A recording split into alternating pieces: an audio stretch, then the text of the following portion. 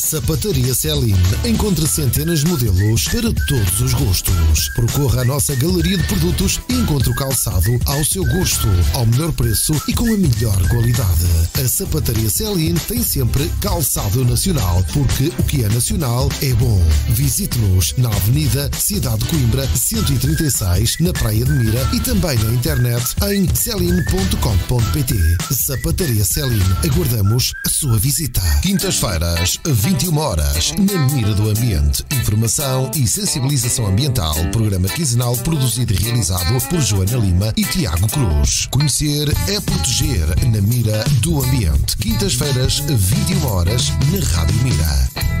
Rádio Mira, meios e serviços de comunicação, produção de spots, rádio e TV, animação de espaços comerciais, rádio indoor, som ambiente. Ligue já 925 455 896. A Rádio Mira em todo lugar. www.radiomira.pt. Sapataria Celine. Encontre centenas de modelos para todos os gostos. Percorra a nossa galeria de produtos e encontre o calçado ao seu gosto, ao melhor preço e com a melhor qualidade. A Sapataria Celine tem sempre calçado nacional, porque o que é nacional é bom. Visite-nos na Avenida Cidade de Coimbra 136, na Praia de Mira, e também na internet em celine.com.pt. Sapataria Celine. Aguardamos a sua visita.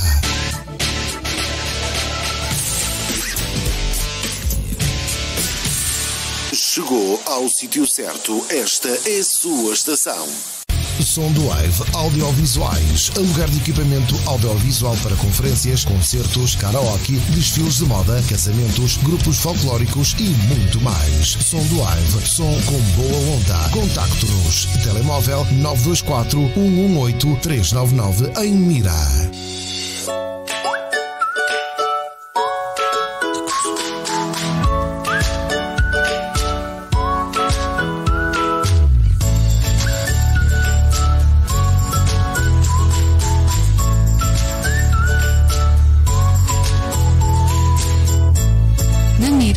Do ambiente.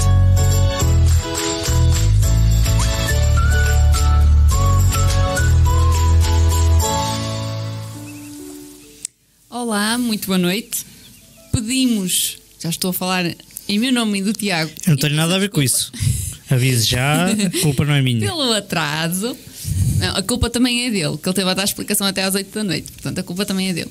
Pronto, pedimos desculpa pelo atraso, mas estamos aqui, e pedimos desculpa também por na semana passada não ter havido programa. Lá está, acontecimentos de última hora fazem com que surjam os imprevistos e tivemos que adiar o programa para esta semana, mas aqui estamos nós na primeira semana de novembro para trazer-vos informação sobre o ambiente, não é, Tiago? Parece que sim. Parece que sim.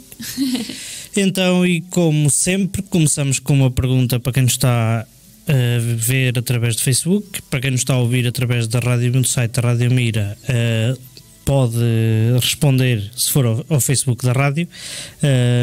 Agora, através do site, infelizmente não dá. A pergunta é: qual é o maior peixe do planeta? Temos 4 hipóteses de resposta, como sempre. A, tubarão-baleia. B, atum-rabilho. C, baleia azul. E D, regaleco. Que eu nem sei o que é o regaleco, mas pronto. A pergunta que está a passar em rodapé, a ir por baixo aqui, neste caso de mim, neste momento, e as 4 hipóteses de resposta também. Aguardamos os vossos comentários através do chat do Facebook. Chat esse que eu vou começar já aqui a olhar para ele, e vou dizer boa noite aqui ao Domingos Patarra, ou José, neste caso José Patarra, que nos está a ver. Muito boa noite. Provavelmente do Luxemburgo, penso que ele não está cá. E o Augusto Louro de Miranda, que também nos está a ver. Boa noite aos dois. O Augusto, à partida, será dos Carapelhos ou coisa assim do género. Espetáculo. Tu sabes de onde é que são as pessoas todas. E boa noite também para o Zé Moreira, que acabou de entrar aqui. Muito boa noite, e boa noite a todos que nos estão a ouvir através do site da Rádio Mira. Então vamos passar às notícias a nível internacional.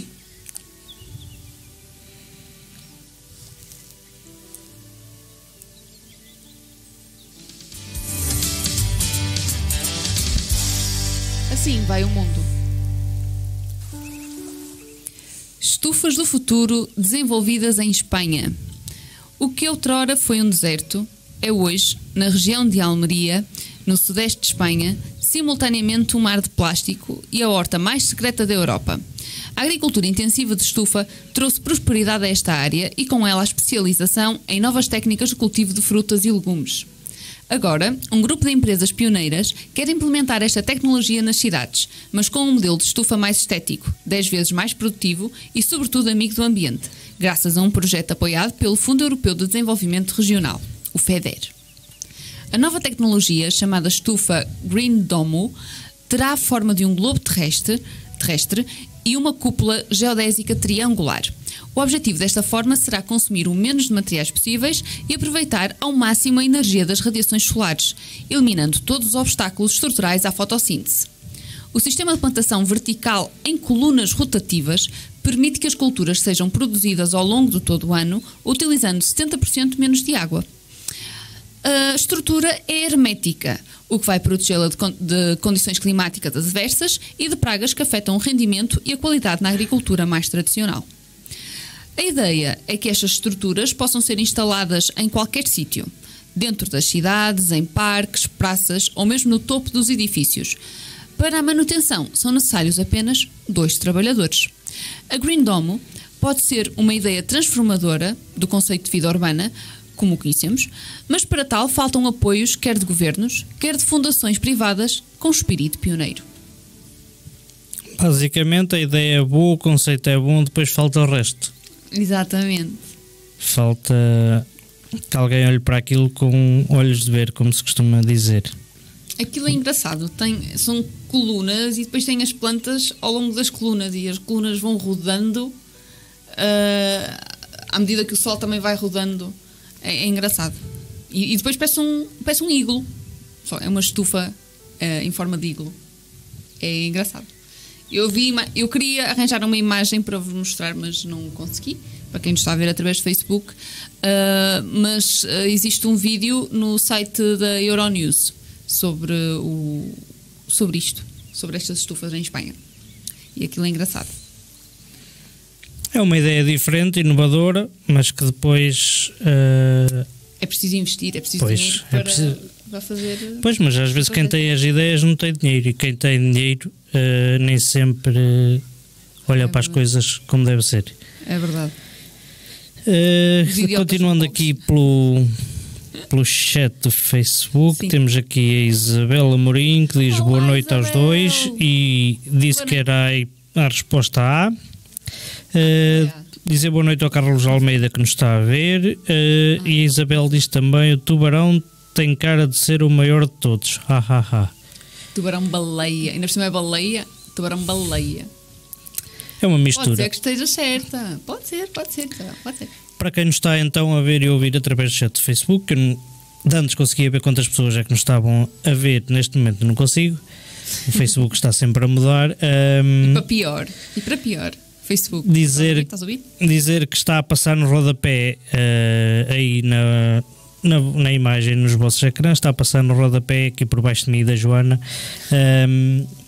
uma pergunta e 4 hipóteses de resposta. A pergunta é: qual é o maior peixe do planeta?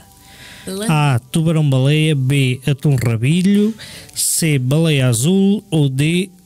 Regaleco. Dizer ainda isto, as pessoas estão a começar a entrar. Boa noite ao Sérgio de Oliveira que nos está a ver e boa noite à Susana Lima que diz boa noite. Boa noite, Susana, e obrigada mais uma vez. Ela sabe do que é que eu estou a falar.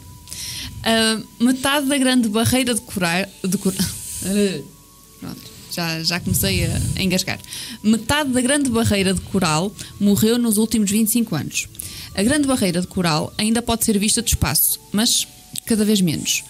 Os 2.300 km de pura beleza marinha ao largo da costa leste da Austrália têm vindo a desaparecer a um ritmo assustador nos últimos 25 anos, segundo um estudo científico recentemente publicado. Esta formação tem mais de 400 espécies diferentes, mas metade dos corais perderam os inquilinos marinhos, a cor e a vida, devido ao aumento da temperatura dos oceanos, uma das consequências do aquecimento global.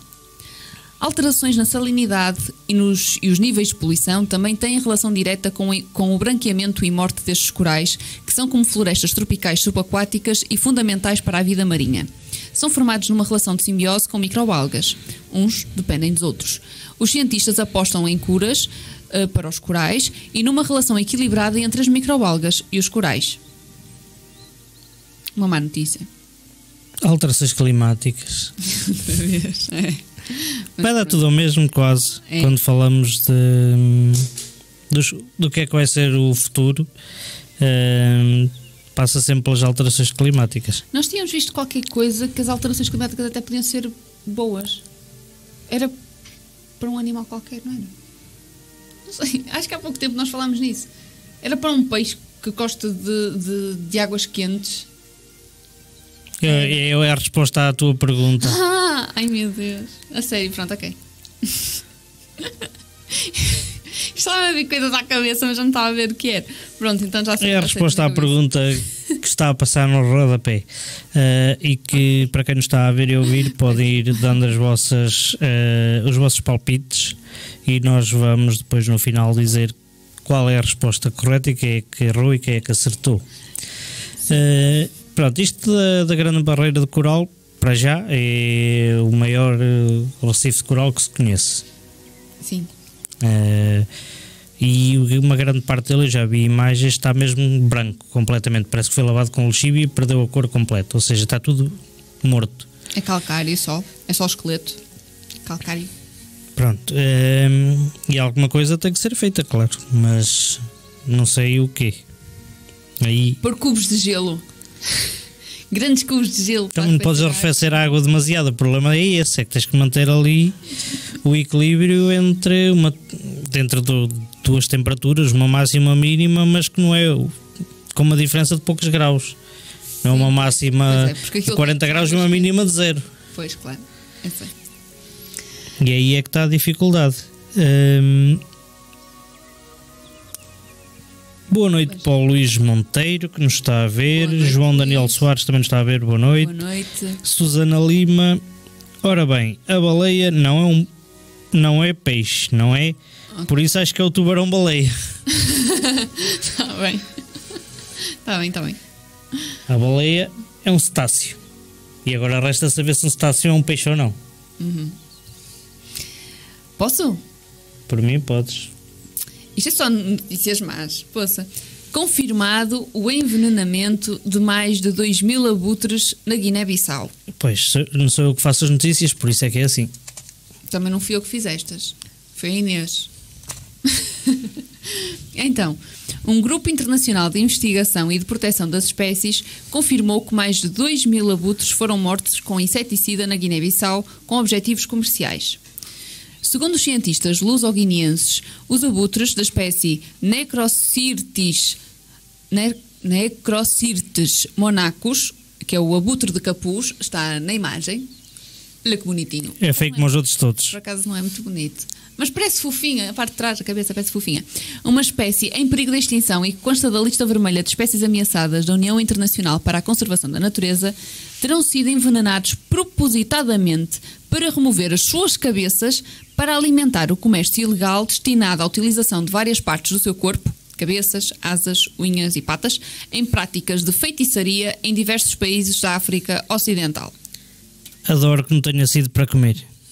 É que ainda por cima não foi para comer, foi para feitiçaria. Isto é sempre... São coisas, tipo, cada vez melhor. Pronto, isto é cada vez melhor. As primeiras suspeitas foram levantadas quando centenas de cadáveres destes abutres encontravam-se sem cabeça, empilhados e intencionalmente escondidos sob arbustos. Não dava nada nas vistas. E posteriormente o envenenamento foi confirmado pela Faculdade de Medicina Veterinária da Universidade de Lisboa. Os investigadores publicaram então uma carta aberta à revista Science, na qual relatam o sucedido e dão conta de que o veneno é responsável pela morte de 30% dos abutres no continente africano e que só na África Ocidental desapareceram entre 60% a 70% de populações de várias espécies nos últimos 30 anos. Os abutres têm uma função essencial para os humanos e os ecossistemas, porque eliminam grande parte do lixo orgânico nas cidades e vilas do país, evitando a proliferação de doenças. Por isso, os autores da carta apelam também para a necessidade de serem feitas campanhas de sensibilização para a proteção da espécie. Bem, como eu disse, a meio da notícia é que ainda por cima não foi para comer. Se fosse para comer, ainda por aqui e por ali. É para feitiçaria. Não? Tiram o pescoço, as patas, as asas e depois deixam-nos em montinhos, que é para... não dá nada nas vistas, assim, escondidos debaixo de arbustos.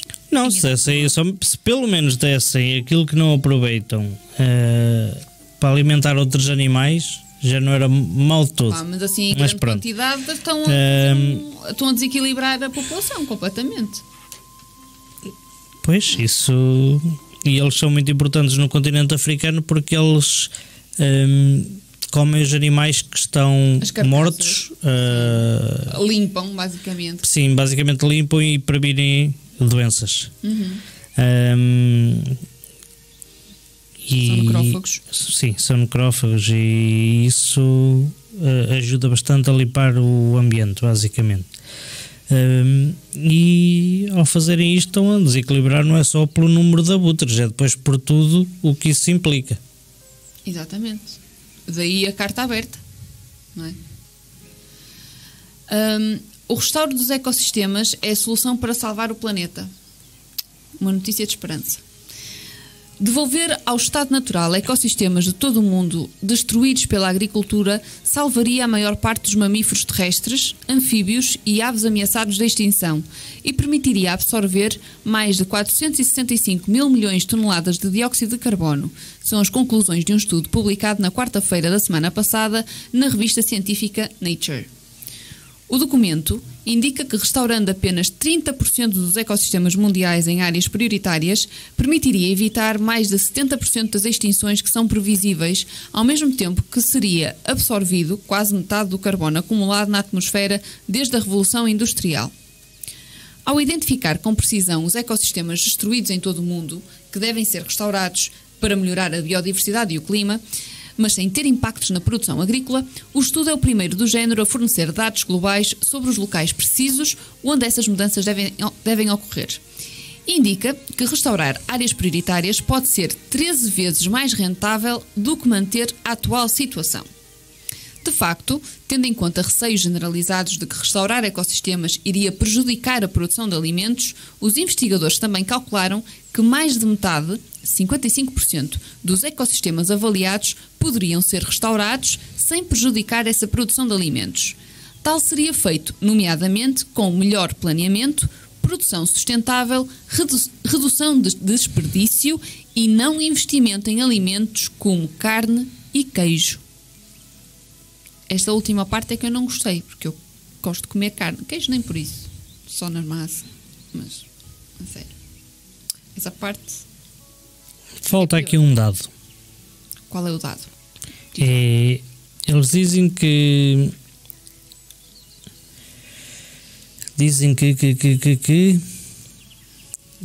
os ecossistemas...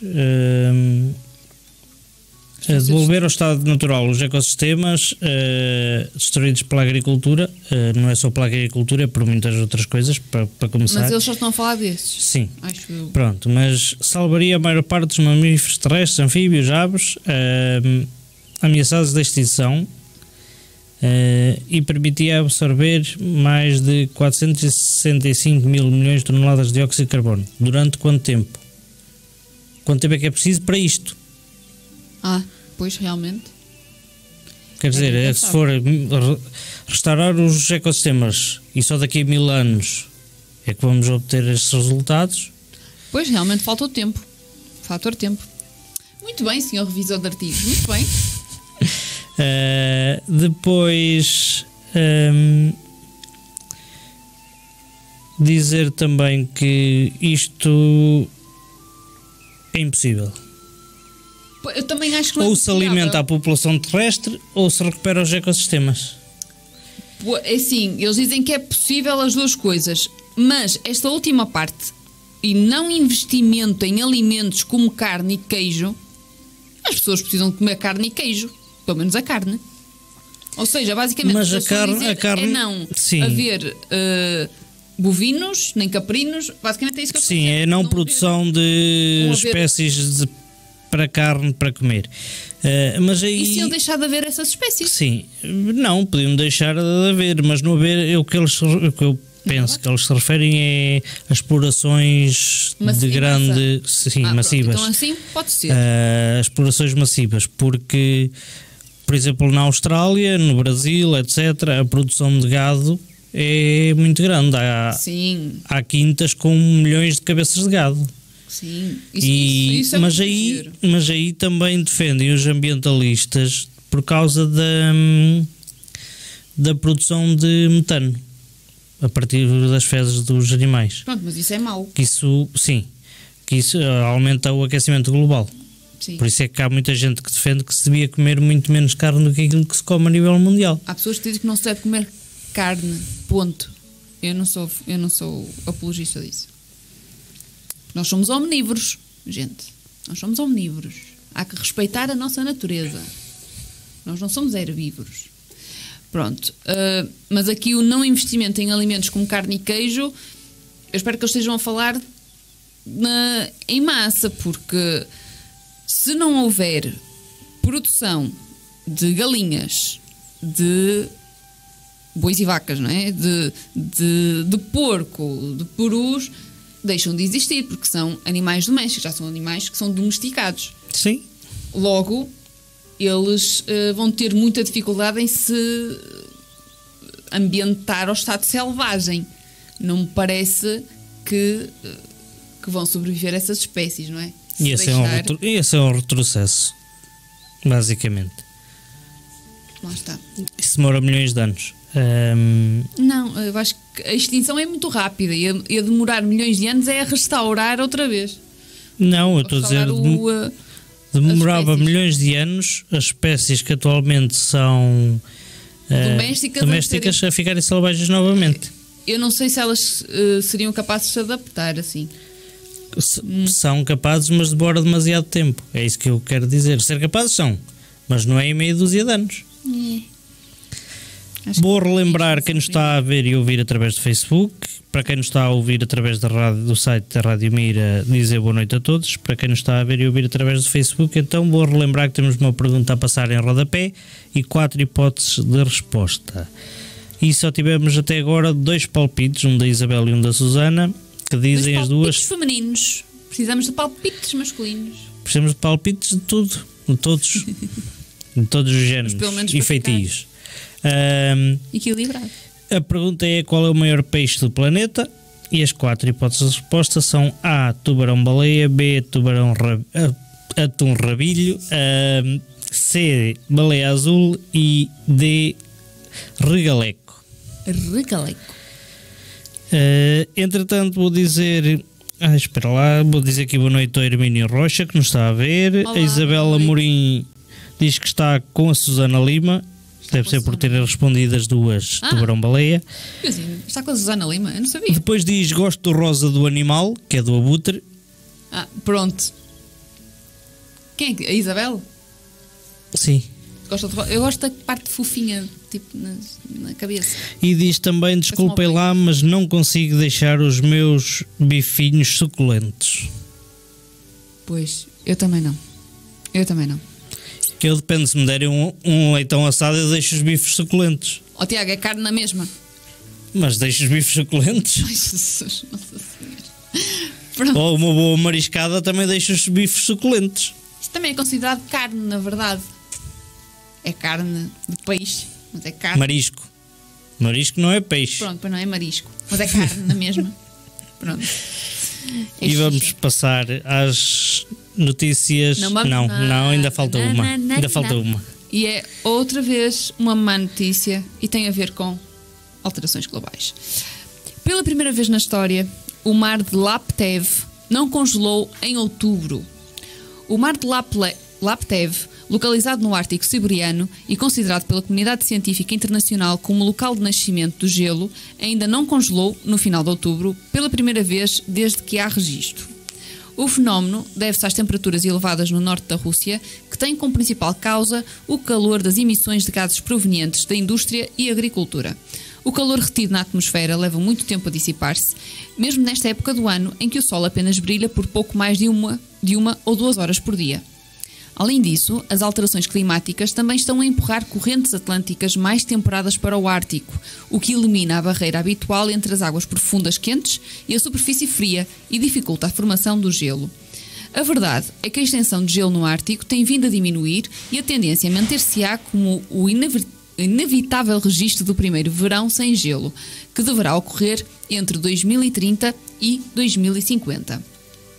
O mar de Laptev é conhecido como local de nascimento do gelo, que se forma ao longo da costa no início do inverno e que depois se desloca para o oeste, levando os nutrientes pelo Ártico antes de se quebrar na primavera no Estreito de Fram, entre a Groenlândia e a região de Svalbard, na Noruega.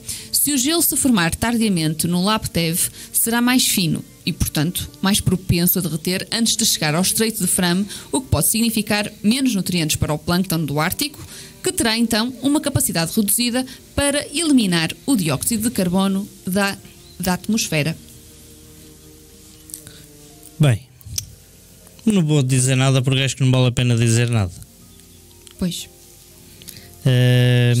São consequências das alterações globais, neste caso do aquecimento global mais propriamente. Não há gelo, se não há gelo, derrete antes de chegar ao local que era suposto chegar, logo não há nutrientes para o plâncton, não há plâncton, quer dizer, sim, também, se não há tanto plâncton, não há a eliminação de dióxido de carbono, mas também o plâncton é produtor, ou seja, também vai afetar as cadeias alimentares.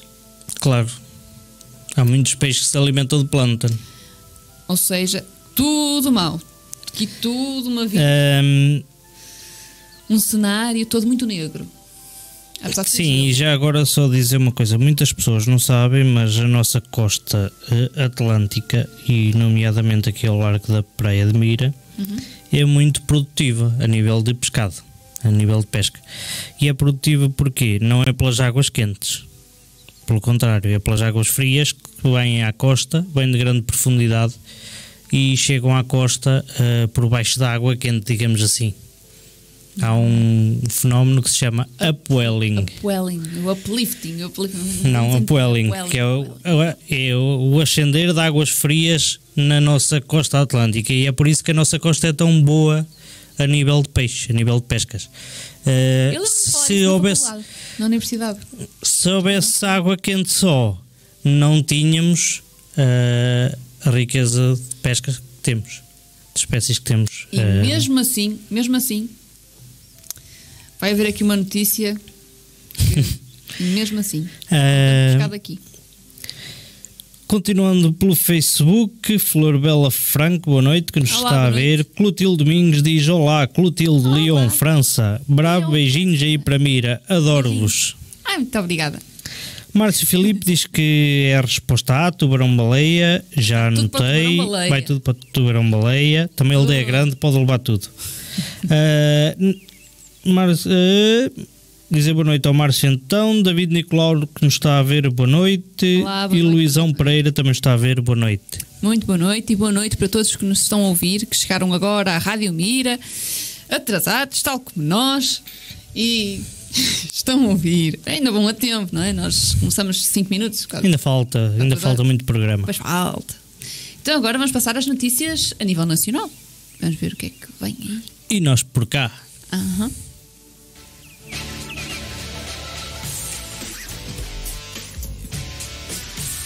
Chegou ao sítio certo, esta é a sua estação.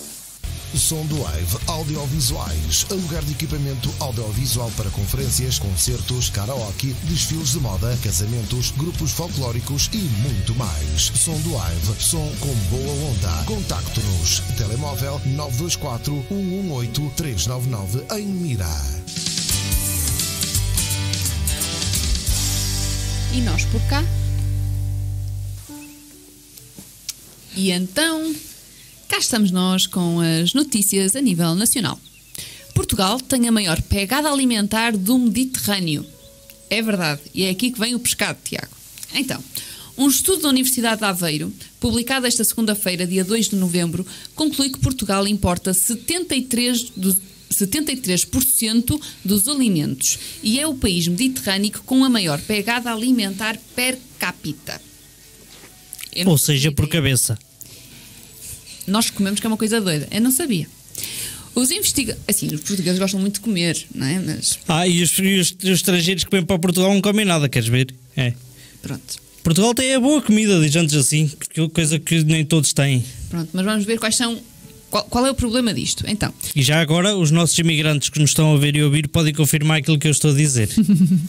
Então, os investigadores referem que a alimentação pesa 30% na pegada ecológica dos portugueses, mais do que os transportes ou consumo de energia. Isto é bom. Se fosse os transportes era pior. De acordo com o trabalho científico, a pegada ecológica nacional, por habitante, é superior à biocapacidade do país ou do próprio planeta, o que significa que, se todas as pessoas no mundo consumissem como os portugueses, precisaríamos de 2,3 planetas Terra. Nós comemos que nem, sei lá, qualquer coisa. Abades. Sério, abades. Sara Moreno Pires, professora do Departamento de Ciências Sociais, Políticas e do Território da Universidade de Aveiro, salienta, a pegada alimentar avalia em hectares globais a quantidade de recursos naturais que necessitamos para produzir o que comemos num ano. Sabendo que o país tem anualmente um orçamento natural de 1,28 hectares globais por habitante, percebemos que só para nos alimentarmos gastamos 1,08 hectares globais, ou seja, 84% deste orçamento. Segundo a investigadora, grande parte da biocapacidade necessária para a alimentação da população portuguesa provém de outros países, como Espanha, França, Ucrânia ou mesmo China e Senegal, o que implica uma dependência desses ecossistemas. Portugal é o terceiro maior consumidor de pescado do mundo, com cerca de 91,7 quilos consumidos por pessoa em 2017. E 60% da biocapacidade para produzir esse pescado vem de outros países, principalmente Espanha. A elevada intensidade da pegada ecológica de peixes como o atum, espadarte e bacalhau e a sua força cultural na alimentação portuguesa salientam ainda mais o impacto elevado do consumo de peixe na pegada alimentar, destaca o trabalho. De acordo com o estudo publicado, Portugal está sobretudo dependente nas seguintes categorias: pão e cereais, importa quase 90% dos hectares globais necessários à sua produção; açúcar, mel, doces e chocolate, importa cerca de 80%, e gorduras alimentares, com cerca de 73%. A investigadora sublinha que é necessário mudar hábitos alimentares e ter tolerância zero quanto ao desperdício, e que o papel das políticas públicas é igualmente crítico para promover sistemas alimentares mais sustentáveis, desde a produção agrícola, ao processamento, à distribuição, ao consumo ou ao reaproveitamento dos alimentos e para envolver todos nesta mudança. O estudo foi assinado por Sara Moreno Pires, Armando Alves e Filipe Teles, investigadores da UA, e pela Global Footprint Network. Bem, olhando para isto, porque eu estou a ouvir isto pela primeira vez, olhando para isto, o que é que eu tiro disto? Apesar de tudo, se nós temos como é que eles dizem aqui? A pegada? Não, em hectares. Se nós temos 1,28 hectares disponível por habitante e consumimos 1,8 por habitante, lá está, consumimos 84%. Ou seja, mesmo assim, nós ainda conseguimos produzir em Portugal o que comemos e ainda sobrava. Não, do orçamento natural. Espera aí, isso não é do orçamento natural? Sim, o que é o orçamento natural? Do país. Só pode ser. Sim, sim, sim. Pronto, então... Mas não é só comida. O orçamento natural tem a ver com o resto dos recursos, não é só recursos alimentares. Por isso é que nós, só para nos alimentarmos, gastamos 84% desse orçamento. E o resto? Só são os outros 16%. Para fazer móveis, tipo... os outros recursos naturais, tipo a água e assim. Mas também é assim, se formos a pensar assim, também há países que gastam se calhar 16% ou 10% dos recursos que têm. O que dá para emprestar aos outros. Não, eu acho que aqui o maior problema, na verdade, é... Porque, não, assim, aqui o maior problema mas eu aqui estes dados, por exemplo, eu não sei até que ponto é que, por exemplo, nós importamos basicamente 90% do pão e cereais que consumimos. É isso, não é? 80% de açúcar e mel, doces e chocolate. Eu isso sei que nós mel produzimos bastante. Apesar de produzirmos bastante mel, açúcar não produzimos, que não temos como produzir, não é? Sim. Isso é óbvio. Doces e chocolates também não produzimos muito. Também doces, não temos... chocolates nem por isso. Doces produzimos alguns, mas chocolates doces, não. Sim, os doces conventuais, nós temos muitos doces. Gorduras alimentares, 73%. E aqui é isto que eu não entendo. Se nós importamos 73%, mas depois temos cá... tanto azeite, não é? Sim, produzimos azeite, produzimos tanta coisa. Inclusive, mesmo falando aqui em gorduras alimentares, não sei se pode ser incluído aqui as carnes. Não, acho que não. Pronto, mas também... Se for a banha. Mas acho que pronto, aqui não sei. Nós exportamos tanta coisa, só que nós exportamos umas e importamos outras. Pois, eu acho que o problema é esse. E é isso que falta aqui ver, o que é aqui a diferença entre o que se exporta e o que se importa dentro da mesma categoria. Pois, eu acho que nós devíamos produzir mais para cá para dentro, importar menos e produzir para nós. Nós somos o terceiro, só isto agora, tirando, não vou ligar aqui muito à comida. Do pescado, estavas a dizer sim. Pescado. Mas é assim, mas nós temos um déficit no pescado, mas é a nível legislativo e normativo, que é, nós só podemos, por exemplo, um navio que vá... Um navio, quando falo navio, dos nossos maiores navios que vão para a Groenlândia, a pesca de bacalhau, por exemplo, só pode entrar no país com X toneladas. Se trouxerem peixe a mais, não pode entrar no país com ele, ou seja, vão vendê-lo em Espanha para depois vir para Portugal. Mas espera aí, isso é considerado importação? Ou não? É que nós vamos apanhar noutro sítio. Sim, mas é produzido por nós, são os nossos navios, e é vendido depois de Portugal para os outros países. Só que não nos deixam entrar em Portugal com mais do que aquele peso de peixe. Então o que é que se faz? Deixa-se uma parte em Espanha e só o resto é que vem. Pois só o limite legal é que vem para Portugal. Mas assim, o bacalhau que nós comemos, eu sei que nós somos um país de bacalhau, de pratos de bacalhau, mas que eu gosto muito. O bacalhau que nós comemos é pescado pelos portugueses. O Ribeiro Alves, o Pascoal, sei lá, tantos. Pronto, eu sei que sim. Mas o que é que eu ia dizer? Eu ia dizer com isto o quê? Que aqui estavam a dizer que portanto, em pescado nós comemos é cerca de 91,7 kg consumidos por pessoa em 2017. E 60% da biocapacidade para produzir esse pescado vem de outros países, principalmente de Espanha. A sério? É assim tanto o peixe de Espanha, tipo, principalmente o bacalhau? Não, o bacalhau não vem assim tanto de Espanha. Vem? Se calhar ainda vem algumas, porque por só causa... se estiverem a falar, por exemplo, da pesca nova, que não é portuguesa. Sim, mas aí estamos a falar peixe de cativeiro. Não estamos a falar propriamente de peixe selvagem. São essas empresas assim? Não sei. Mas também por aquilo que eu estava a dizer, que nós não podemos trazer... É bastante. Nós não podemos trazer peso extra de peixe para Portugal, então deixamos o extra em Espanha, só trazemos o legal para Portugal, quando podíamos trazer tudo e estar tudo a entrar na nossa economia. Mas pronto. Estava para dizer mais qualquer coisa, deixa-me ver se me lembro. A nível, agora esquecendo um bocado a parte alimentar, mas falando, por exemplo, nós temos o maior lagar de azeite da Europa, pelo menos, do azeite galo. O Oliveira da Serra, agora já nem sei, acho que é o azeite galo. Eu achava que era do Oliveira da Serra. É o Oliveira da Serra. Somos o terceiro maior produtor do mundo de cortiça. O sebreiro, que existe agora noutros países, levaram-no para lá de Portugal. Portugal, o sebreiro era natural de Portugal, é originário de Portugal. Somos grandes produtores de várias coisas e depois a grande maioria é para ir para o estrangeiro, não fica cá. É isso que eu acho que está mal. E tudo produtos de alta qualidade.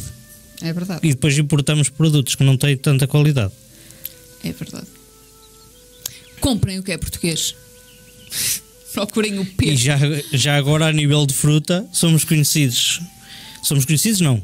Nós temos zonas de boa produção de um certo fruto. A laranja no Algarve, a pera roxa do Oeste, depois produzimos castanha, cereja. Tudo coisas boas. E de boa Depois qualidade. azeite, azeitona, etc. Uhum. Agora também já somos produtores em grandes quantidades de mirtilo, Também. em Severo de Buga, e já no Alentejo também. Pois. Vinho dos melhores que há. Muita uva. Pouca parra. E muita uva, coisa contrária. Deixa-me só aqui dar uma olhada ao Facebook. Dizer boa noite à Dona Maria Silva, que nos está a ver. Quem? Eu sei quem é. Sabes? É a senhora que trabalhava no Visionário. Ah, olá. Susana Lima diz: comemos como tubarões-baleia. Vamos com tubarões-baleia. Joaquim Albino. Não sei se é. Joaquim Albino. Isto é o Olha, Joaquim sério que acho Silva, que não é. pela fotografia. Exatamente. Agora é Joaquim Albino. Quem é que é o Joaquim? É o Joaquim Silva, Que é o Joaquim Silva? Ai, da X Rádio. ok. Agora é Joaquim, mudou de nome, é Joaquim Albino. Diz: boa noite, Rádio Mira. Boa na mira do ambiente. Deve ser boa noite, digo eu também. A Isabel diz: a Joana ia dizer que comemos como tubarões-baleia. E pôs 2 pontos e um P. Deve ser o bonequinho com a língua de fora que aquilo representa. É. Tu és horrível com emojis. Como é que é possível? Não, isto não é um emoji, é 2 pontos e um P. Um emoji para mim é uma carantonha.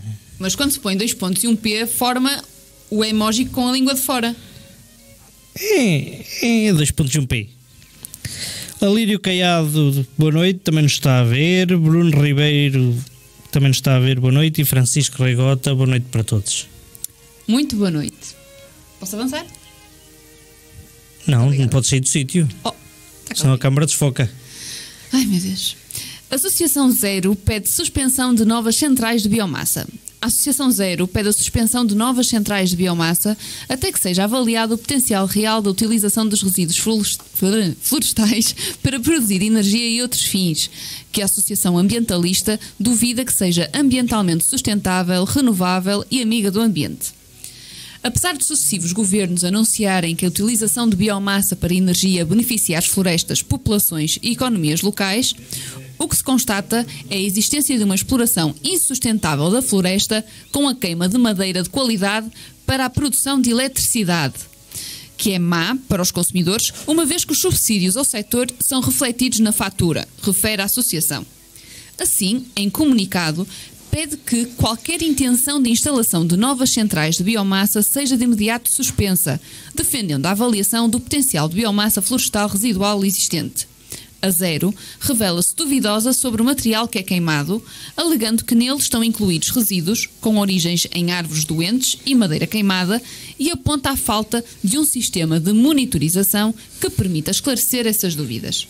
Além disso, a queima de biomassa florestal contribui com a emissão de grandes quantidades de gases de efeito de estufa para a atmosfera, assim como a destruição de ecossistemas cruciais para a captura de carbono, atrasando em décadas a luta contra as alterações climáticas. A Zero aponta também a localização das centrais de biomassa, principalmente a do Fundão, que está instalada a menos de 500 metros de residências. A instalação funciona 24 horas por dia e é alvo de queixas por causa do excesso de ruído e de má qualidade do ar, efeitos da falta de estudo de impacto ambiental, que não é obrigatório para investimentos com uma potência inferior a 50 megawatts.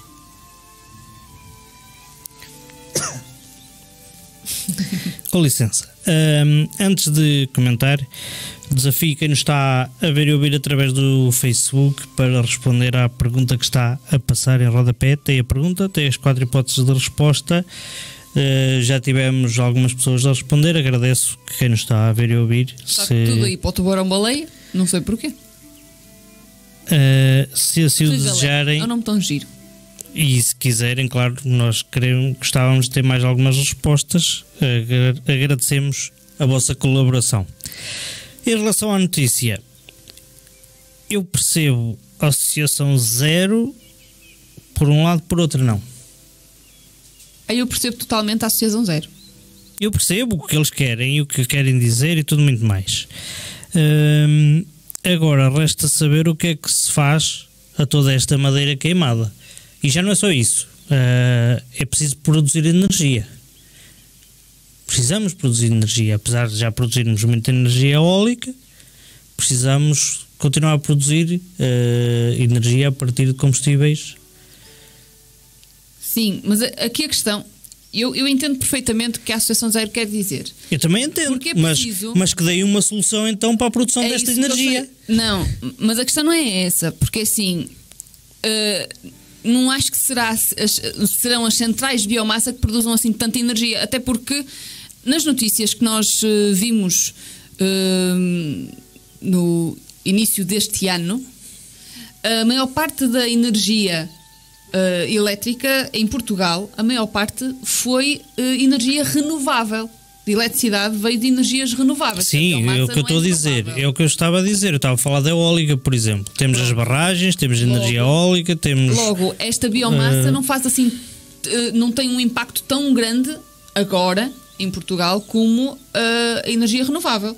Sim, mas a questão é, há certas regiões do país que ainda não têm energia renovável, não têm fontes de energia renovável. Mas eu estou com... E depois continuo a dizer o que é que se faz à biomassa toda. Mas a questão... Espera aí, mas deixa-me dizer aqui uma coisa. A Associação Zero, por exemplo, agora deixa-me só acabar.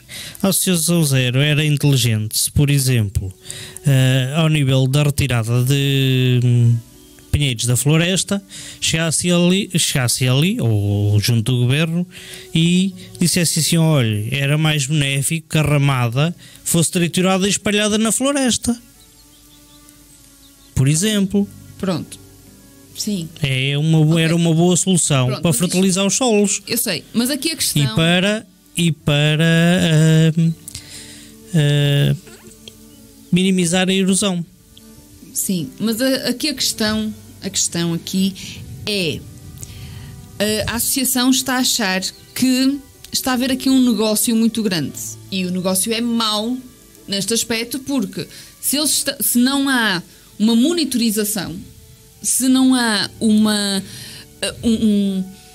avaliação, um acompanhamento destas centrais de biomassa, basicamente os incêndios acabam por ser um negócio para estas centrais de biomassa, porque quanto mais arder, mais material eles têm.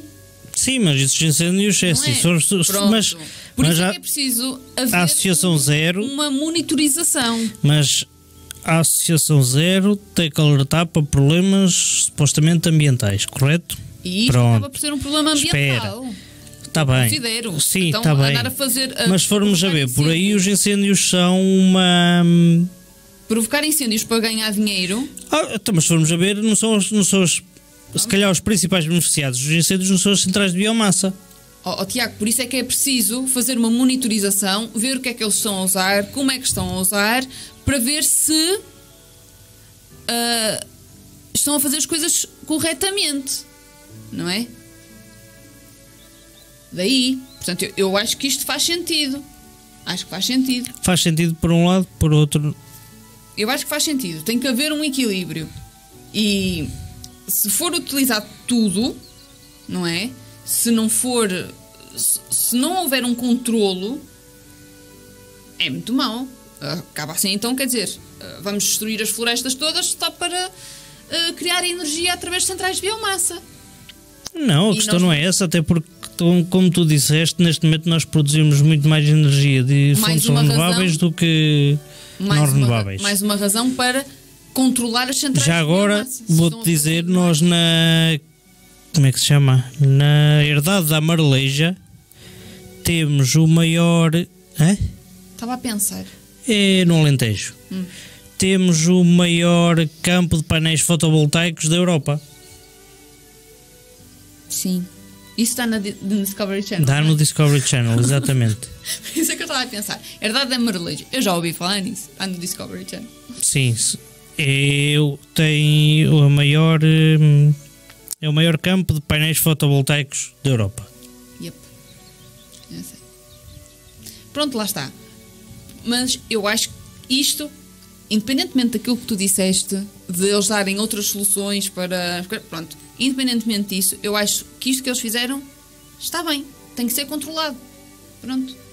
Porque queimar, quer dizer, andar a fazer energia com material queimado, ou tipo, de qualquer forma, não haver controlo, é perigoso, não é?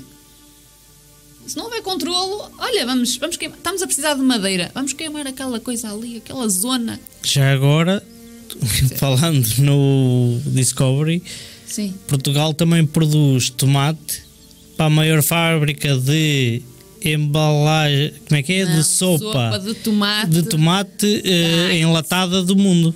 da Heinz. Da Heinz, em Inglaterra. É verdade. Nós produzimos tudo, mas mandamos tudo para os outros. Nós queremos tomates para fazer uma salada, vamos ao supermercado, compramos tomates espanhóis ou coisa que o valha, mas os nossos vão para a Inglaterra. É sim. O que vale é que nós somos um país de tomates. Ou não. Para algumas coisas, para outras nem tanto. Então, antes de continuar, deixa-me dizer boa noite ao Fernando Nujo Chico, que neste caso eu conheço só por Chico.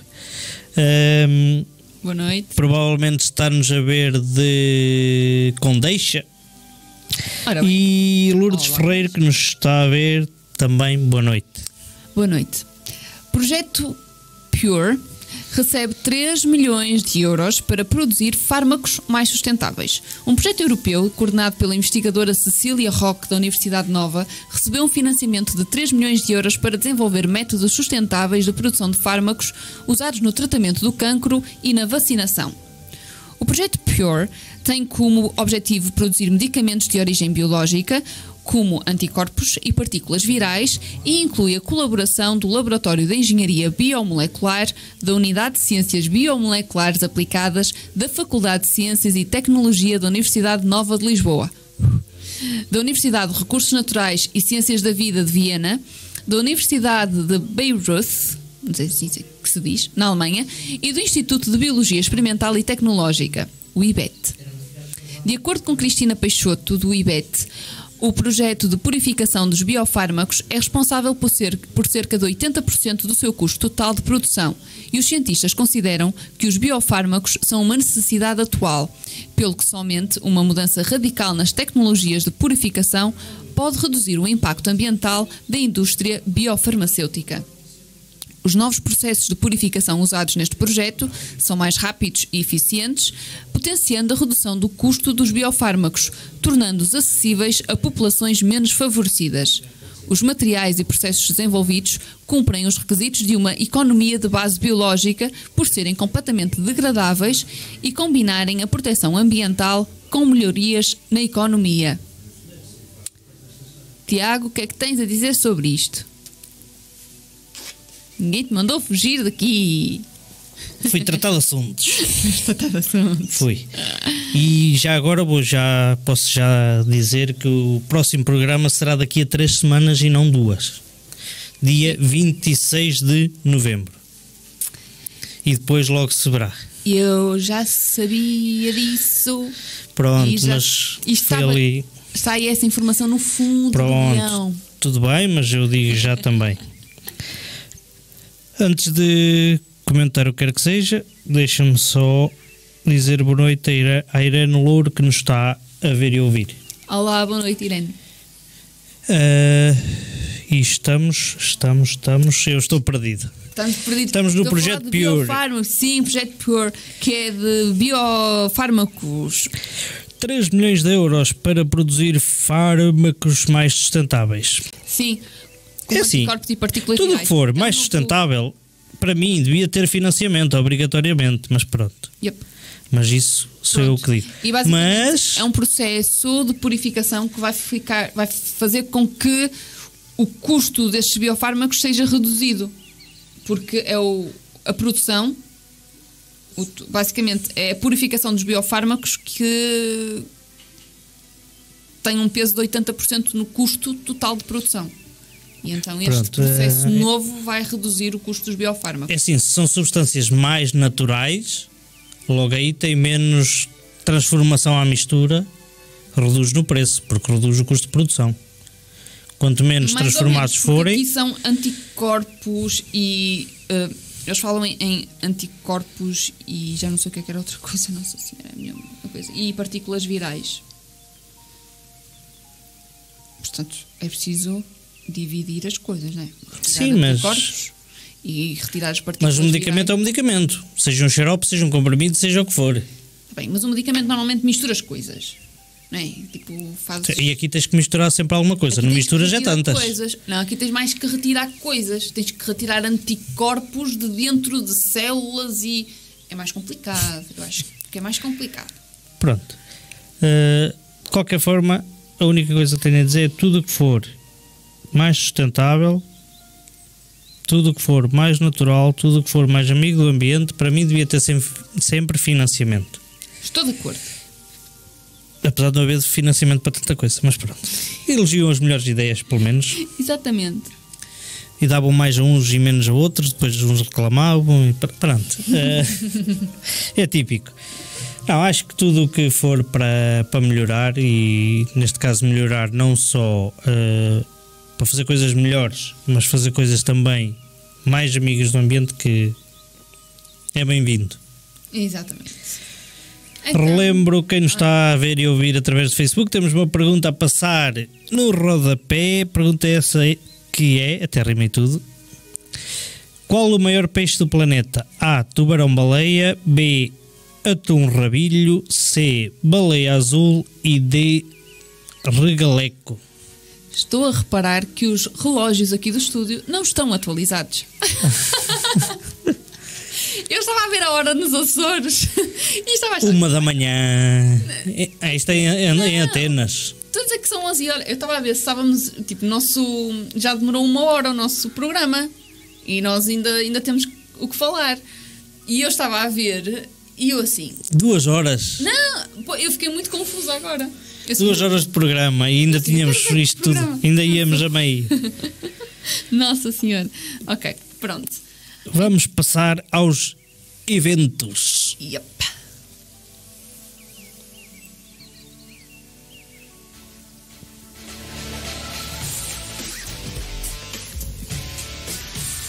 Chegou ao sítio certo. Esta é a sua estação. Som do Live Audiovisuais, alugar de equipamento audiovisual para conferências, concertos, karaoke, desfiles de moda, casamentos, grupos folclóricos e muito mais. Som do Live, som com boa onda. Contacto-nos, telemóvel 924 118 399 em Mira. Onde ir? O que fazer? Antes de falares, deixa-me dizer boa noite ao João Maduro, que nos está a ver. Muito boa noite. E nem de propósito, a falar do Soundwave, que tem a ver com eventos, e agora vimos nós com os eventos. Bem... Ou com a falta deles, às vezes. Pois, isto é muito difícil neste momento arranjar eventos, tenho que vos dizer. Tanto que esta semana os eventos sofreram uma ligeira alteração. Já no outro programa tinham sofrido uma alteração, nós tínhamos diminuído a quantidade de eventos por causa da situação pandémica, e desta vez nós fizemos uma nova alteração. Então, se não sabem o que fazer nos próximos dias, esta rúbrica é para vocês. Como estamos num tempo complicado, em que por um lado fazer atividades de grupo não é de todo aconselhável e por outro isolarmos-nos não é saudável, nós decidimos dar-vos algumas dicas para conseguirmos o meio termo. Resumido e concluído, o ideal seria sairmos sozinhos, se não podemos estar em grupo, e também não devemos estar isolados, devemos sair sozinhos. Se sair sozinho, estás-te a isolar. Homem, não. Não, quando falo isolar é fecharem-me em casa, isso é que é isolado. Não. Oh. Ou então pôr fita cola à minha volta, isolar. Então, quer dizer, se eu te colocar no meio da floresta sozinho, no meio Não da floresta estou sem isolado. nada, Não estou isolado. Não estás Estou isolado da civilização, não estou isolado de muitas outras coisas. e meto no meio do deserto. Tenho areia com fartura de areia, não estou isolado. Oh meu Deus, então nunca estás isolado. Então dentro de casa estás isolado. Tens tanta coisa à tua volta. Tens paredes, pelo menos. Pois, Quatro mas paredes. pronto. Oh meu Deus. Tu gostas de falar com as paredes. Então por isso, esta semana nós vamos arranjar um meio termo. Atividades para serem feitas em família ou com quem partilhamos a mesma casa. Vão ver que se irão divertir. Eu não faço. Temos dois... Estou em isolamento. Estás nada? Vais fazer isto comigo, olha. Caça ao alfabeto. Está aqui o alfabeto. Isto deve ser tão fixe fazer. Eu ainda nunca fiz, mas eu tenho vontade de fazer isto. Não devemos ir para locais com muita gente, mas dar passeios ao ar livre e aproveitar o sol do outono é sempre uma boa opção. Então convidamos-vos a darem um passeio por um parque ou mesmo nos arredores da vossa casa e levarem convosco uma máquina fotográfica. Vamos aproveitar as cores maravilhosas do outono para fotografar. O quê? O alfabeto. Sim, nos contornos das árvores, na disposição das folhas, na forma do candeeiro de jardim ou da rua, nas grades de uma casa. Vamos à caça do alfabeto. Usem a vossa imaginação e criatividade, procurem as letras do alfabeto ao vosso redor e fotografem. Depois, que tal escrever uma frase bonita com as letras das fotografias e fazer um quadro? Ou seja, 2 projetos num. Divirtam-se. Isto é muito fixe. Encontrar letras em qualquer lado. Quanto à próxima, eu retirava o bolo e punha papas. Pronto. A próxima dica. E isso eu vou fazer. Eu sei que vais. Eu sei. Eu hoje fui buscar uma abóbora e te disseste logo que ias fazer papas de abóbora. Pronto, mas eu aqui não vou dizer para fazermos papas de abóbora, mas sim bolo de abóbora. Muito melhor. Docinho. Se estiverem a precisar, está ali, olha que bom aspecto aquele bolo de abóbora. Ainda tu não viste as papas? Eu já comi papas de abóbora, Tiago. Não é assim tão bom. Para ti? Não. É assim um bocadinho pegajoso. É assim um bocadinho... Por isso é que se chama papas. Aquilo parece tipo pega monstro da abóbora. Devia-se chamar assim. Se estiverem a precisar de algo doce e da época, que tal fazerem um bolo de abóbora? Pesquisei uma receita que parece muito boa. O chamado bolo de abóbora da Isabel. Estás a ouvir, Isabel? Este é o teu bolo de abóbora. A Susana diz: ai, adorei essa ideia de fotografar o alfabeto. Pronto. E já agora, se quiserem também fotografar os números até 1 milhão, também estão à vontade. Isso não é difícil. Tiago, só tens que fotografar o 0 e o 9. E depois, tipo, do 0 ao 9, desculpa. Do 0 ao 9. Depois é só... Mas essa parte evitavas de dizer que eu gostava de ver as pessoas à procura do 10, do 11, do 12, do 100, do 500. Pronto. Isso ia ser muito complicado. Então, pesquisei uma receita que parece muito boa, que é o chamado bolo da abóbora da Isabel.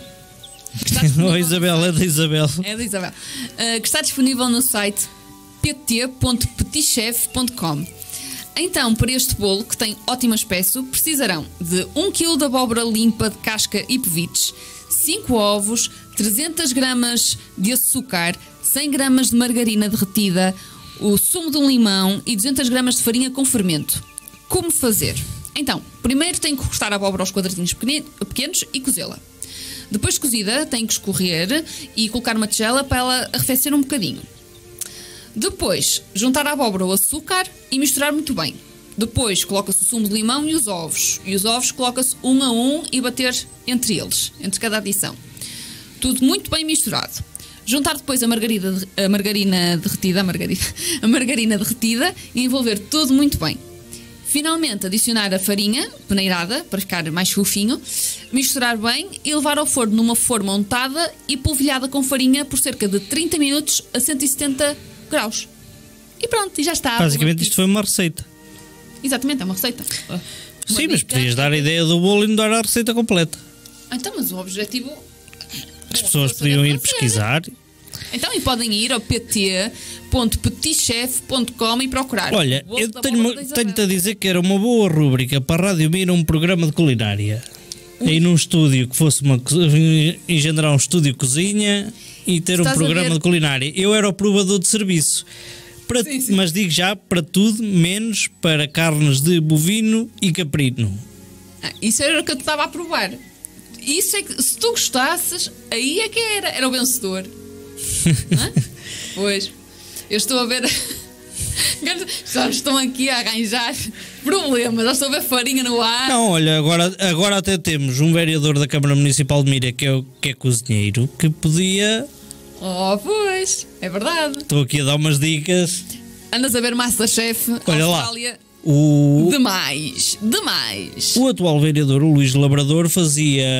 Para já é o cozinheiro da Seleção Nacional. E depois fazia também um programa na RTP2 com peças de caça, comida de caça, coelho bravo, javali, etc, etc. Por que não ter um programa na Rádio Mira com um programa de culinária? Eu voluntario-me para provador de serviço. E posso ajudar na cozinha também, só não lavo a louça nem descasco batatas. Bem, é sempre a mesma coisa. Que eu detesto isso. Pronto, e então, neste onde ir o que fazer, estas são as nossas 2 dicas. Vamos aproveitar para estarmos juntos, sem estarmos juntos na realidade. É um bocadinho mais restrito, mas vá lá. Mas estamos juntos na mesma, há convívio. É nesta altura que a criatividade e a partilha de emoções são essenciais para manter uma família unida e feliz. Portanto, vamos aproveitar. E agora, vamos passar à próxima rubrica.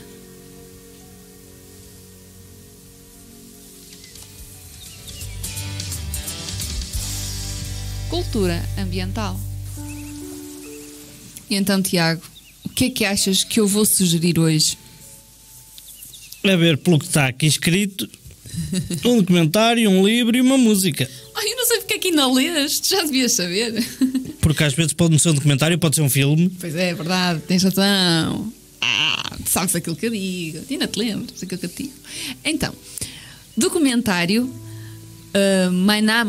não sei dizer isto em inglês. Documentário Minimalism. Porquê é que me dizes em português? Minimalismo. Pronto, vês que é muito mais fácil. Pois, mas em inglês, o documentário Minimalism, é assim que se diz? Minimalism, deve ser mais assim, Minimalism, de 2016. Quando viver com menos é ter mais e mais. Olha, a Susana Lima diz que está a ver. Está a ver o quê? Sei lá, diz aqui Susana Lima está a ver.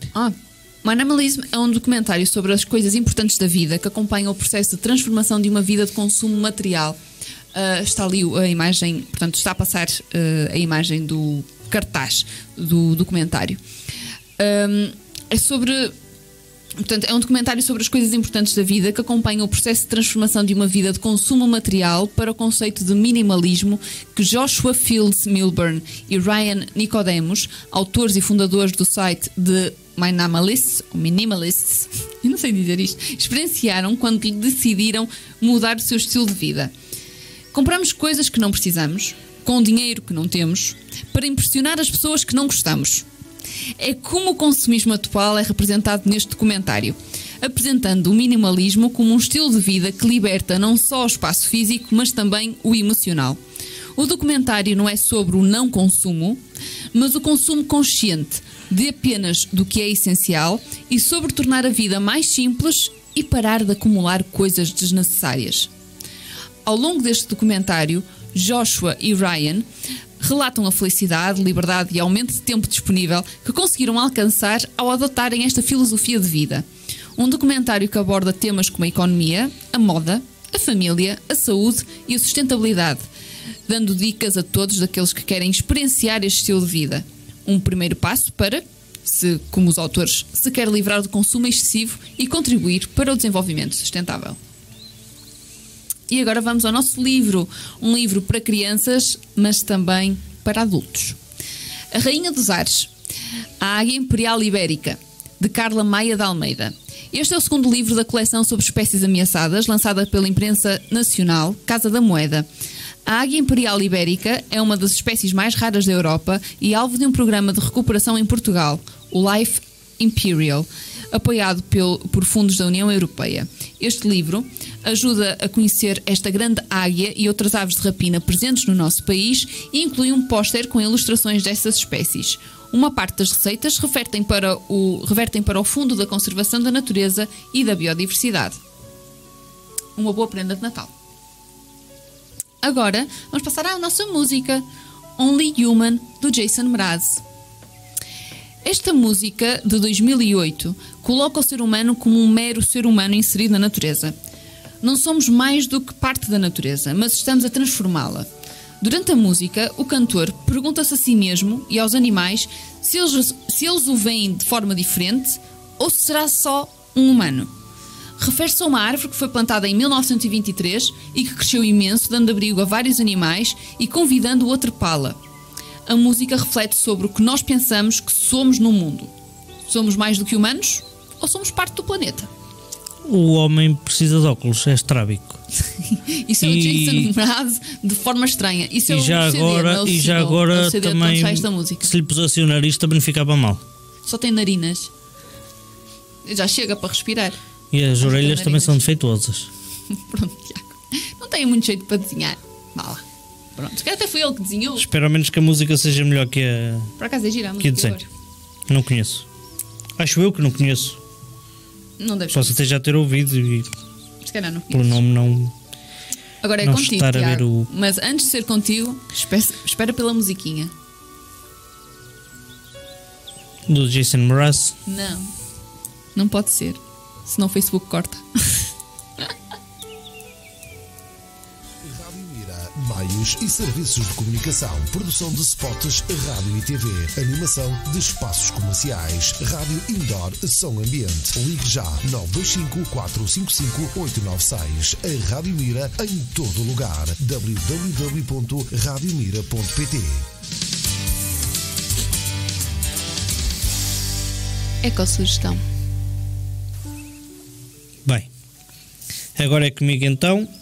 E vamos falar hoje de eletrodomésticos e reparações de eletrodomésticos e outros aparelhos eletrónicos. Já reparou que os equipamentos duram cada vez menos, cada vez se tornam mais depressa obsoletos e cada vez é mais difícil conseguir arranjá-los? É verdade que as próprias marcas contribuem para isso, criando equipamentos menos duráveis, fabricando menos peças e tornando as reparações cada vez mais caras. Esta é a origem do movimento Right to Repair ao nível da União Europeia, que pretende que sejam criada legislação para estabelecer critérios mínimos de design que permitam a substituição de peças em diversos tipos de equipamento, telemóveis, PCs, tablets, etc. Tabelas de preços fixos no que toca às reparações e acesso à informação completa das marcas pelos consumidores. Aqui, por exemplo, eu depois já cá volto. Enquanto esta lei não chega, cabe-nos a nós fazer um esforço pelo ambiente e por isso já sabe, cuido muito bem dos eletrodomésticos e aparelhos eletrónicos e em caso de avaria, sempre que possível, opte pela reparação e não pela troca. Se tiver mesmo que comprar um novo, não se esqueça de entregar o antigo num ponto de recolha oficial e escolher um equipamento novo mais amigo do ambiente. À partida, o equipamento novo será sempre mais amigo do ambiente. Cada vez está a tentar... Pronto, também se está a tentar melhorar essa parte. Aqui nas peças para diversos tipos de equipamento, na substituição, quando falo de telemóveis, PCs, tablets, etc. Para telemóveis há muitas peças para substituição. Para portáteis, por exemplo, é que já não. Se avariar a placa gráfica, na grande maioria dos portáteis é muito cara a reparação ou impossível, porque muitas delas são on-board, são agarradas à motherboard, soldadas, e é difícil depois de trocá-las. Mas pronto, mas isso pode ser melhorado. Frigoríficos normalmente duram bastante tempo. Isso pode ser melhorado. Quanto a outros equipamentos, muitas das vezes não se opta pela reparação pelo custo da reparação et muitas vezes não é as peças, é mão de obra. Pronto, mas isso foi o que tu disseste, falaste nisso, que a mão de obra era cara. Então é isso que eles querem, este movimento quer. Para quem mais simpáticos conseguir dar uns toques nestas coisas, pode sempre mandar vir as peças do estrangeiro que ficam mais baratas. Ou seja, o Tiago está a falar dele próprio. E reparar. Pronto. Mas a partir disto, que os eletrodomésticos mais recentes são cada vez mais amigos do ambiente. Também dizer que muitas das vezes os eletrodomésticos que vão para o lixo, se as pessoas tiverem atenção, não é por aí, porque grande parte ou a totalidade das peças de um eletrodoméstico usado são recuperadas através da reciclagem. Isso é possível de recolha. É? Nos pontos de recolha. Sim, de recolha, ou se forem levar, normalmente se levarem à junta de freguesia, ou assim eles aceitam e enviam para os locais indicados. Pronto. E é tudo. E é tudo. E também têm aumentado os grupos. Mas já agora deixa-me só dizer mais uma coisa, lembrei-me agora. Em relação a dizer aqui, cuide bem dos seus eletrodomésticos.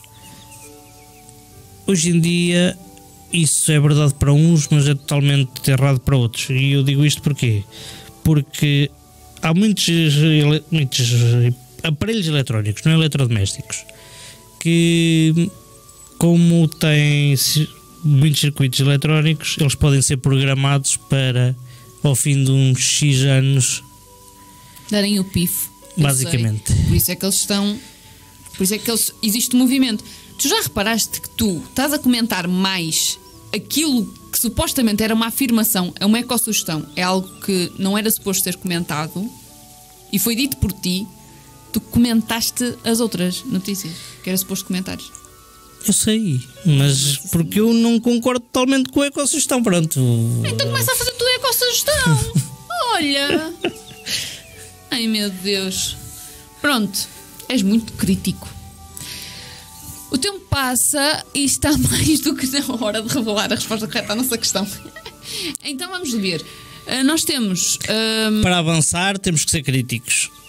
Para avançar temos que ser críticos. Oh Nossa Senhora, Tiago, isso parece política. Nossa Senhora, não me fales em política. Não sejas político, por favor. Então, qual o peixe maior do planeta? Nós temos toda a gente a dizer A, não é? Toda a gente que respondeu. A Isabel, a Susana. Quem foi mais? Márcio Filipe. Márcio Filipe. Isabel Mesquita Regateira, quem eu digo boa noite, que começou a ver-nos já há bocadinho. Eu digo boa tarde. Pronto, para ela é boa tarde, mas digo boa noite porque Pronto. E Isabel Mesquita Regateiro. Então, ou seja, ninguém quis o atum rabilho, não. que por acaso dá um belo prato. A baleia azul nunca comi. O regaleco, não sei o que é o regaleco. É um peixe. Ah, uau! Podia não ser. A baleia azul não é um peixe. É um cetáceo. É um mamífero. Portanto, Nossa Susana tinha razão. Ela disse que a baleia azul não podia ser. Mas o tubarão-baleia também pode não ser. Porque é tubarão-baleia. Baleia. Mas a resposta está correta. Muito bem. A toda a gente que disse Está ali o tubarão-baleia na imagem. Está ali o tubarão-baleia. Que boca aquela. Oh. Tubarão-baleia. A resposta correta é A, tubarão-baleia. O tubarão-baleia pode atingir os 14 metros de comprimento. Por acaso eu já vi em alguns sítios os 16 metros. Não vai comer. Já vi em alguns lados os 16 metros de comprimento. Eu acho que fazer comida. Não, é para o outro lado. Então, apesar do seu tamanho, este peixe é filtrador, alimentando-se de plâncton. Portanto, eles não fazem mal a ninguém. Eles não são carnívoros. Alimentam-se de plâncton e pequenos peixes. Pronto, alguns peixes. Como anchovas e sardinhas. Habita regiões tropicais e temperadas, com exceção do mar Mediterrâneo. Pode ser encontrado em águas rasas e profundas, especialmente na linha de costa do México, Austrália e Filipinas. Águas quentes, vês? Geralmente solitário, pois. Era isso que eu estava a falar. Geralmente solitário, pode ser avistado em grupos até 100 indivíduos nas áreas de alimentação. Durante a primavera, fazem longas migrações para a costa da Austrália para se reproduzirem. São dóceis e inteligentes, não representando perigo para os seres humanos. Aliás, às vezes, até permitem que nos aproximemos deles. Ele estava mesmo próximo de mim há bocado. Muito obrigado. E não fugiu, já viste? Aproximaste dele e ele não fugiu. Pois não. Dava a fazer festinhas. Portanto, muito obrigada a todos os que participaram, todos os que nos acompanharam nesta emissão. Esperamos por vocês daqui a 3 semanas. Sim, não é daqui a 15 dias, porque nós queremos voltar ao calendário inicial. É para equilibrar as coisas outra vez. Se quiserem patrocinar este programa, podem-no fazer. Tem ali um quadradinho que diz anuncie aqui. E agora aparece a Sapataria Celine. visite-nos. Portanto, pode aparecer ali a sua empresa e também poderá aparecer nas publicidades entre as rúbricas, aquelas publicidades que vocês vão ouvindo entre as rúbricas. As audiovisuais. Exatamente. Portanto, para isso basta contactar a Rádio Mira.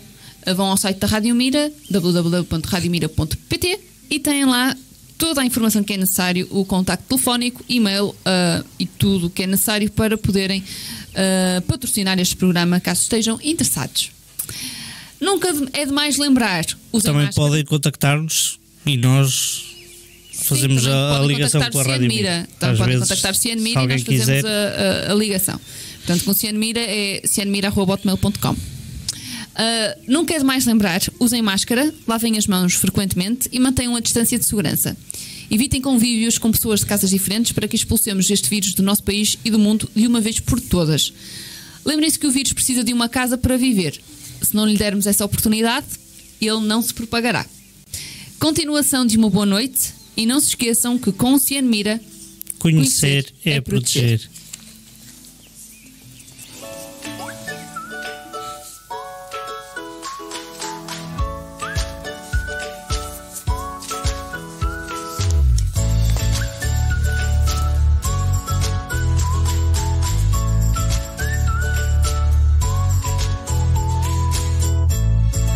Cian Mira, conhecer é proteger.